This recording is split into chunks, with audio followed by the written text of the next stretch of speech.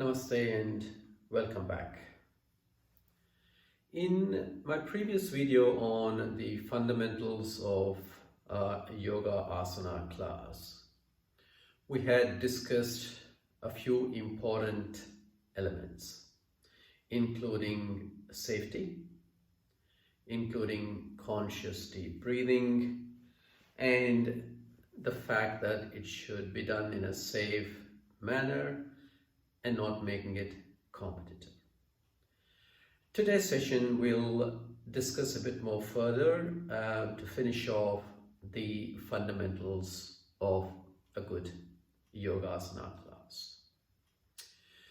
So the structure of an asana class is also quite important.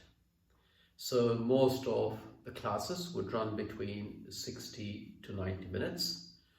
And the first few minutes, probably between 2 to 5 minutes of the class, should be to internalize.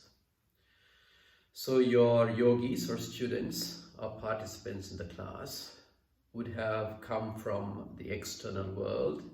They might be returning back from work, they might be returning back from an incident, whatever it might be. Once you get them onto the mats, then the first and foremost thing that needs to be done is getting them to quieten their minds down, getting them to internalize, to bring them into their breath and to bring them into the moment.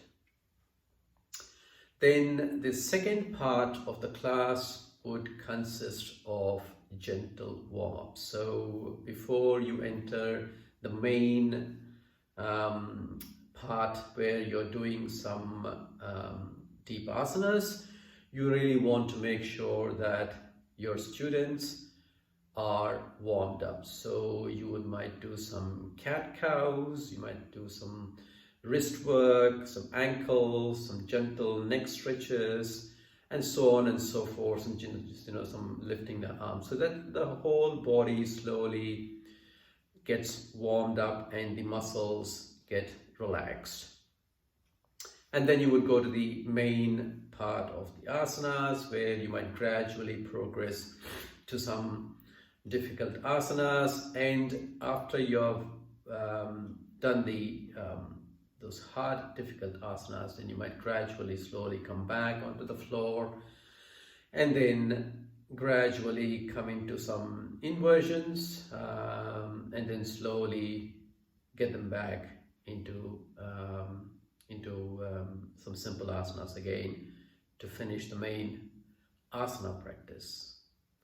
And then towards the end, some people prefer to include Pranayama, which is using the breath to enhance your prana or your energy or the life force. And it could probably sometimes end with either a relaxation or a yoga nidra, and generally lasting between 10 to 15 minutes. So if you notice a class that runs between 75 to 90 minutes, then the last 15 to 20 minutes could be your pranayama and a meditation or yoga nidra practice. And your first initial 50 to 60 minutes could be the asana practice. And you would normally start, it would look like a bell curve, so you would probably start lying down or sitting down as you start the internalization. Then as you gradually warm up, you would come into a kneeling posture, then slowly you would rise up to a standing postures, and then after you finish that, you would slowly again lower back down onto the mat, maybe into supine posture. So it looks more like a bell curve, so going up as you go into standing postures and coming down again into kneeling and supine postures. And a good balanced yoga class should consist of seated postures, they should consist of kneeling postures, standing postures, twists, inversions, supine postures, and of course, yeah, and twist. I did mention the twist. So yes, so the asanas should be a good mixture of all these aspects of the asanas. And the third most important thing, of course, is that what we call counter pose or a neutralizing posture. So when, for example, you've done a twist that's quite a deep asana, then you would have to counter that with what we call an uttanasana, or a gentle forward bend. So most of these asanas that are quite, I would say, difficult or quite hard would normally have a counter pose. So that is a very important of an asana class.